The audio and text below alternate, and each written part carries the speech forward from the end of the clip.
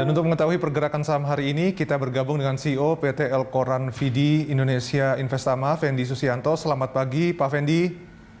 Selamat pagi, Mas Rudi. Apa kabar? Ya baik, Pak Fendi. Ini kalau kita lihat lonjakan kasus COVID luar biasa, kemarin bahkan sampai 31.000 jumlah kasus baru. Ya. Apakah ini masih menghantui pergerakan IHSG untuk hari ini? Ya, masih menjadi pemberi pengaruh yang cukup besar juga. Tapi nampaknya investor itu lebih fokus kepada PPKM daruratnya yang kemudian ditunggu efektivitasnya, hasilnya pada beberapa pekan ke depan. Karena pada prinsipnya investor itu semakin ini diterapkan, pil pahit ini harus ditelan, itu semakin bagus juga buat perkembangan pasar ataupun indeks harga saham gabungan kita. Anggap saja kasus ini anggap saja sebagai kasus yang tertinggi ya, anggap saja. Maka sebenarnya indeks sudah mampu bertahan di level di atas 5.800 sebagai support level, bahkan di atas level 6.000. Jadi artinya di sini kalau kita bicara stress test, menunjukkan bahwa kekuatan indeks itu cukup besar, yang sehingga appetite dari investor maupun trader itu cukup bagus juga untuk bisa bertahan di atas itu. Oke, Pak Fendi, ini kan kalau kita bandingkan dengan PPKM awal, sebetulnya PPKM yang kali ini itu pelemahannya jauh ya dibanding 2020 begitu. Nah, seperti apa daya tahan IHSG dan kemudian sikap investor seperti apa? Ya, kita mesti belajar dari sejarah. Tahun 2000 lalu, bulan April, 10 April 2020, kita terapkan PSBB ya pertama kali. Pada waktu itu, indeks juga berada di level 4.600. Nah, sekarang, kemudian PSBB sudah berlangsung, kemudian juga sampai diperpanjang beberapa kali hingga tanggal 22 Februari ya. Yeah. Kita lihat bahwa indeks justru mengalami apresiasi yang cukup signifikan dari 4.600 ke 6.400, jadi hampir 1.800 poin. Jadi dengan posisi sekarang ini pun kita melihat ya, nampaknya daya tahan indeks juga sangat-sangat bagus ya. Seperti saya katakan tadi, support level 5.800 mampu bertahan ya, bahkan di atas sampai dengan saat ini dengan kasus yang cukup besar hariannya. Ini mampu bertahan di atas level 6.000. Dan kalau kita lihat technically speaking, kita lihat memang uptrend-nya cukup kuat ya. Artinya apa? Confidence dari investor maupun trader itu menjadi cukup tinggi dengan penerapan PPKM darurat ini. Artinya mereka bisa berharap dalam 2 bulan, 3 bulan ke depan akan ada harapan terjadi penurunan angka harian dan kemudian bisa melanjutkan pertumbuhan recovery ekonomi dari COVID ini. Oke, tapi secara umum Pak Fendi, lonjakan kasus yang ada di Indonesia saat ini, apakah ini juga bisa memengaruhi prospek pertumbuhan ekonomi kuartal 2 tahun ini?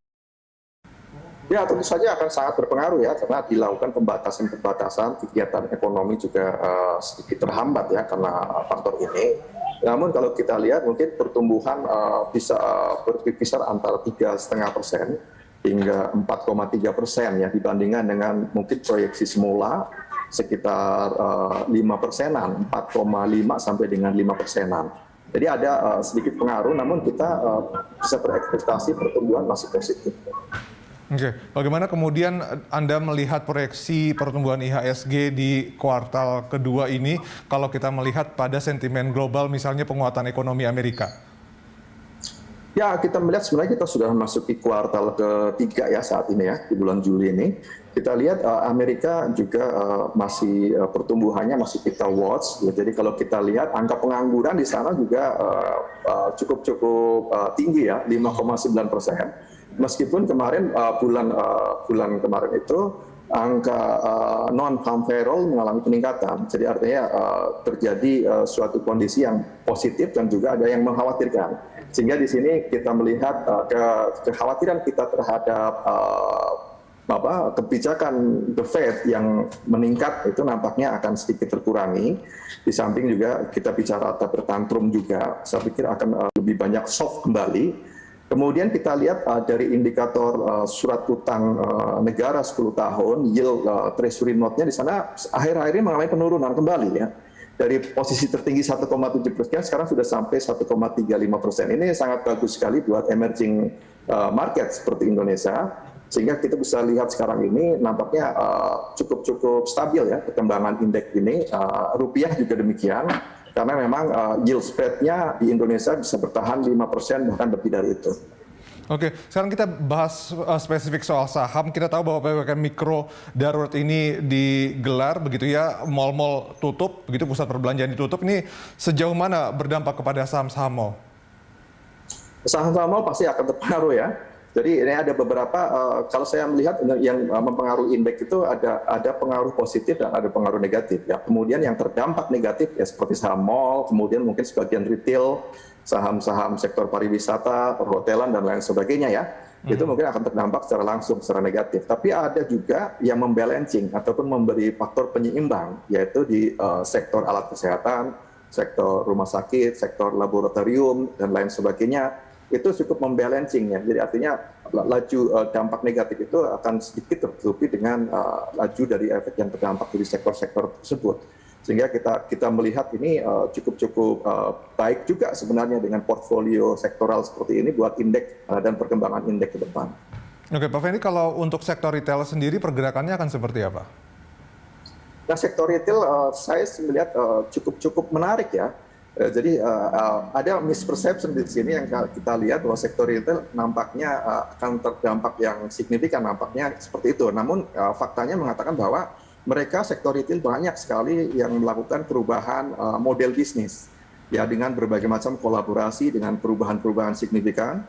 Ini membuat mereka bisa survive dan cukup bertahan dan cukup bagus. Terlebih lagi kalau kita melihat datanya, bulan April kemarin pertumbuhan penjualan retail juga sudah terbilang mengalami peningkatan ya. Jadi dari posisi sebelumnya itu peningkatan 15% sampai terakhir kemarin di bulan April itu sebesar 17%. Jadi menunjukkan bahwa sebenarnya udah mulai terjadi peningkatan. Jadi menurut saya sektor retail tidak akan terlalu banyak terdampak ya seperti pada tahun 2020 kemarin karena mereka relatif lebih siap lagi untuk menghadapi situasi ataupun perubahan lingkungan bisnis ini. Oke, mungkin untuk rekomendasi saham hari ini seperti apa Pak Fendi? Nah, rekomendasi saya terfokus pada saham-saham sektor perbankan menurut saya sangat menarik dan atraktif ya. Dari kelima saham blue chip-nya dari mulai BPCA, BRI, BNI, Bank Mandiri serta BPTN. Kemudian juga kita lihat di sektor sigaret juga cukup menarik ya. Kemudian juga sektor alat kesehatan, saham-sahamnya dan bahkan saham-saham pendukungnya seperti Prodia dan lain sebagainya.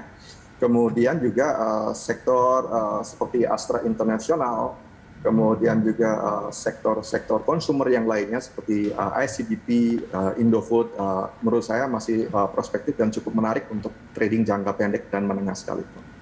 Ya baik, terima kasih Pak Fendi atas informasinya. Pemirsa, CEO PT El Koran Vidi Indonesia Investama Fendi Susianto.